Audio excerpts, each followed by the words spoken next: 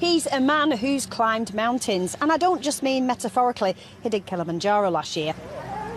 So a meeting with the new disability minister should be a piece of cake. But Martin Hibbert is taking this challenge just as seriously. I know they've got a lot on the plate at the minute, so me rocking up and asking for things it's probably going to be low on the list. But, you know, he's given me his time, so we'll see. So, as Vice President of the Spinal Injuries Association, what's on the agenda today? Care, housing, transport, livelihoods and mental health.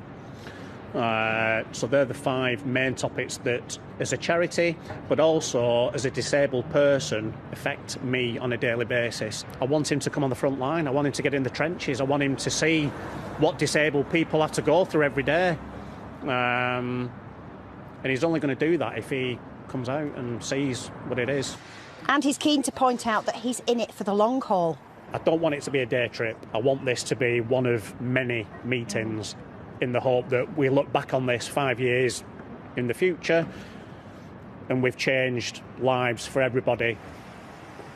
And then it was time to go and meet the minister. It's really clear that this isn't going to be one of those interviews that's just about the optics. So it's going to be interesting to see what he manages to pin the minister down on. If anyone can, though, I reckon it's Martin. In the room, it was clear that Martin's lived experience of disability has a power that transcends politics. That's what makes me feel disabled. It's not the spinal cord injury, it's not being in a wheelchair, it's people's attitude. Oh, I'm really sorry, Mr Hibbert, we don't have any accessible rooms. Or I'm sorry, Mr Hibbert, you can't get in the restaurant because there's no disabled toilets. We don't have a ramp, we don't have a lift. And it's fair to say he made quite an impression on the minister.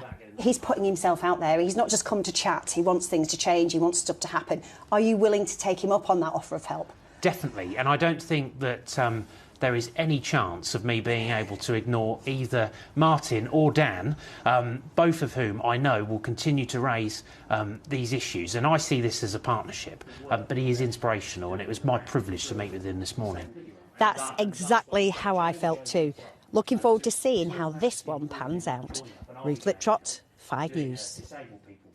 Well, let's get more on this story from the man himself. Martin Hibbert is here in the studio. Thanks very much indeed for coming in. Thank you for the invite. OK, so we saw you having the meeting there. How did it go? Really well. Like I say, as you can see from the VT, I was quite determined about what I wanted to speak about, but I was very conscious that I only had 30 minutes. I actually ended up taking a bit more of his time, and I ended up making him a bit late for the Prime Minister's questions. So apologies, Tom.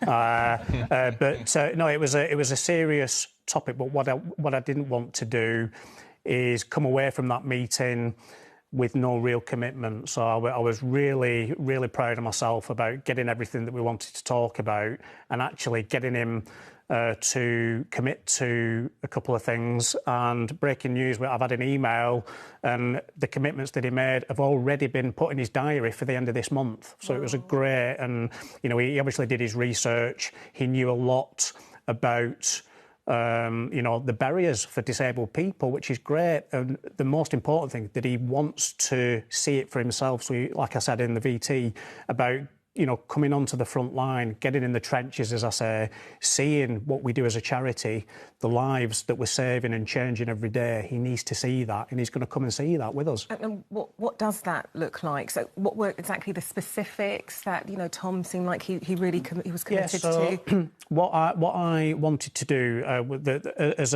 was there really in two guises. So I was there as a disabled person, but also I was representing the Spinal Injuries Association.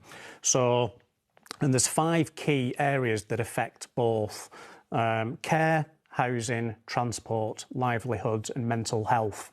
So I wanted to get that across, that, you know, if any of those 5 key areas falls away, my life as a disabled person falls away, and I'm not able to do the things that I do, you know, let alone climbing Kilimanjaro, or just going to the shops, or getting out of bed, or, you know, just doing simple things that as an able-bodied man I took for granted.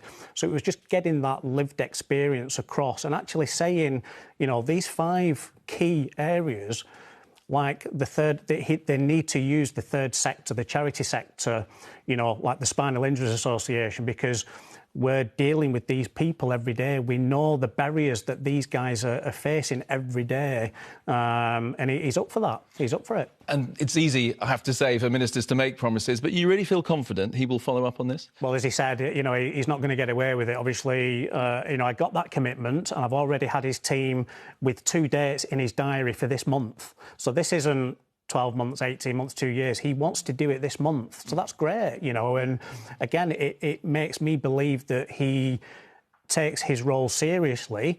And he's also asked me to be involved in a disability perceptions communication campaign. So he wants my ideas about how things get better in the future, which is fantastic. So this is something that you've been speaking and you spoke to Dan about in his books. He's gutted he won't be here today.